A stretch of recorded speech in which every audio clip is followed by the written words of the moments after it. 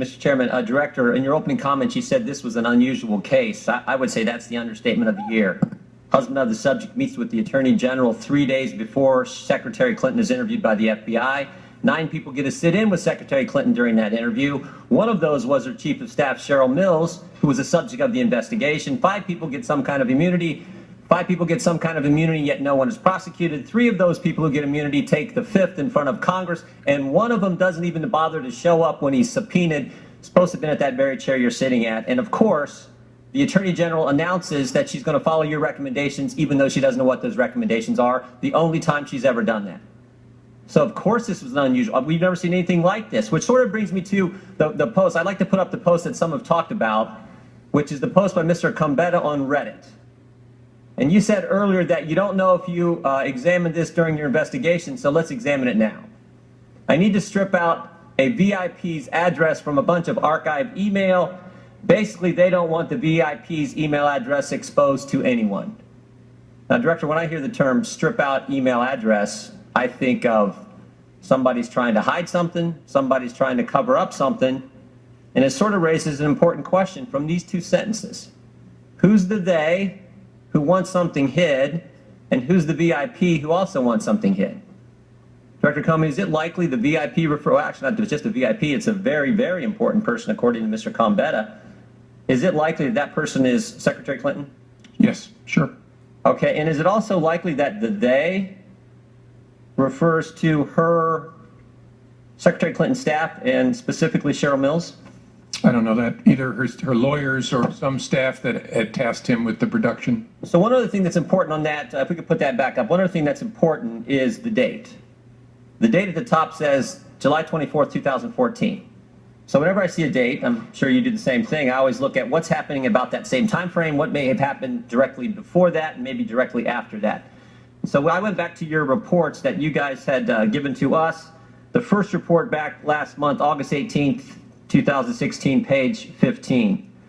On page 15 it says, during the summer of 2014, State Department indicated to Cheryl Mills a request for Clinton's work-related emails would be forthcoming. State Department gives Cheryl Mills a heads up that she's got to go round up all of Secretary Clinton's email. On that same page it says the House Select Committee on Benghazi had reached an agreement with the State Department regarding production of documents on July 23rd, 2014, just the day before, which I find kind of interesting. Then from your report that we got just last week, after reviewing several documents dated in and around July 23rd, 2014, Paul Combetta had a conversation with Cheryl Mills, and after reviewing a July 24th, there's that date again, 2014 email from Brian Pagliano, Paul Combetta explained Cheryl Mills was concerned Clinton's then current email address would be disclosed publicly. So, sure looks to me like it's Secretary Clinton, as you said, but also that it's Cheryl Mills and Brian Pagliano who are urging Mr. Combetta to cover this stuff up. You agree? From what you read, it sure sounds like they're trying to figure out a way to strip out the actual email address from what they produce. Well, they're actually trying to strip it all out. PST file, everything. Here's the takeaway in my mind. Mills gets a heads up, Cheryl Mills gets a heads up in midsummer of 2014. July 23rd, the day before Mr. Combetta's Reddit post, the Benghazi Committee and the State Department reach an agreement on production of documents. Cheryl Mills has a conversation with Paul Combetta. He goes on Reddit then and tries to figure out how he can get rid of all this email. Even though he's not successful then, he has to do it later down the road with BleachBit. And then the clincher. Just last week, he's going online and trying to delete these Reddit posts. He's trying to cover up his tracks. He's trying to cover up the cover-up.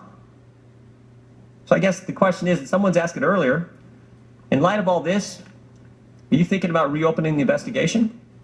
I may have misunderstood what you said during the question. I don't understand that to be talking about deleting the emails. I understand to be talking about removing from the from line the actual email address. But anyhow, maybe I misunderstood you. But the same guy later took BleachBit and did delete emails. Sure. Yeah. So my question is, the guy you gave immunity to, the guy who took the 5th in front of us, is online trying to figure out how to remove email addresses, change evidence, later uses BleachBit. That guy who won't testify in front of Congress, and he has correspondence with Cheryl Mills. Cheryl Mills, a subject of the investigation. Cheryl Mills, who also got some kind of immunity agreement. Cheryl Mills, who walked out for part of the questions during the interview with the FBI.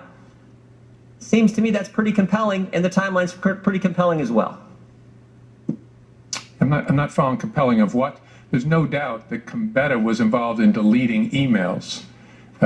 After conversations with Cheryl Mills. He had the OSHIT moment, as he told us. And that's why it was very important for us to interview this guy to find out who told you to do that, why did you do that. That's why he was given use of. Did you know about the Reddit post when you interviewed him? As I said earlier, I think we did. I think our investigators did. I'm not positive as I sit here. Mr. Chairman, I mean, the guy's trying to cover up the Reddit post where he's trying to figure out how he can cover up the email addresses, and I find that compelling, particularly in light of the fact that just the day before, he's talking with Cheryl Mills, and the State Department is on notice that the Benghazi Committee wants these very documents. I find that compelling, but obviously the FBI didn't, and this is just one more in that list of things that make this case highly unusual. I yield back.